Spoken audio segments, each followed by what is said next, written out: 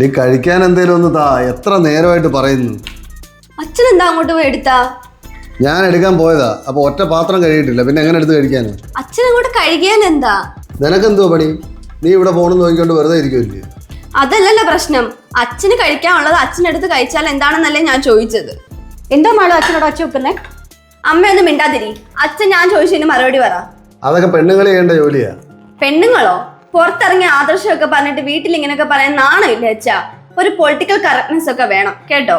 എന്തോന്നാടി? എന്തോ വേണമെന്നാ? Political correctness എന്ന് വെച്ചെന്തുവാ? Gender equality, തുല്യത. സ്ത്രീകൾക്ക് പ്രത്യേക ജോലി, പുരുഷന്മാർക്ക് പ്രത്യേക ജോലി എന്നൊന്നുമില്ല. അച്ഛന് കഴിക്കാൻ വേണമെങ്കിൽ അച്ഛനെടുത്ത് കഴിക്കണം. ആഹാ, അച്ഛന് വല്ലതും വേണമെങ്കിൽ ഞാൻ എടുത്തു കൊടുത്തോളാം. പിന്നെ ഞാൻ എന്തിനാ ഇവിടെ ഉള്ളത്? അച്ഛൻ കഴിക്കാൻ എടുക്കാൻ വന്നപ്പോ പാത്രം കഴുകിയിട്ടില്ലായിരുന്നു എന്ന്. അത് കഴുകി എടുത്താൽ എന്താ പ്രശ്നം ചോദിച്ചുള്ളൂ. പാത്രം കഴിയുമ്പോൾ വെക്കുകയും വിളമ്പൊക്കെ ഞാൻ തന്നെ ചെയ്തോളാം. നീ കുറെ പൊളിറ്റിക്കൽ കുന്ത്രാണ്ടം കൊണ്ടൊന്നും വരാതെ പൊക്കാട്ടെ. ആണുങ്ങൾ നന്നാണെന്ന് വിചാരിച്ചാലും ഇതുപോലത്തെ കുലസ്ത്രീകളാ സമ്മതിക്കാത്തത്.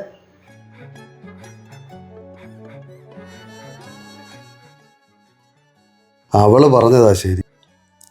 ഇന്നത്തെ കാലത്ത് പറയുന്ന വാക്കിലും ചെയ്യുന്ന പ്രവൃത്തിയിലുമൊക്കെ നമ്മൾ ഒരുപാട് ശ്രദ്ധിക്കുകയും തിരുത്തുകയൊക്കെ വേണം. അവൾ എന്തെങ്കിലും പൊട്ടത്തരം പറഞ്ഞത് കേട്ടോണ്ടിരിക്കാതെ കിടന്ന് ഉറങ്ങാൻ നോക്കും. അമ്മേ, അമ്മേ, എന്തോ മാളു? അമ്മ എന്തെടുക്കുവാ? ഞാൻ പോകാനൊരുങ്ങുവാ. അമ്മ സമയം 9:30 ആയി. ഞാൻ ആ മൂലക്ക് എടുത്തിട്ടിരുന്ന ജീൻസും ടോപ്പും കഴിയായിരുന്നോ? അമ്മേ,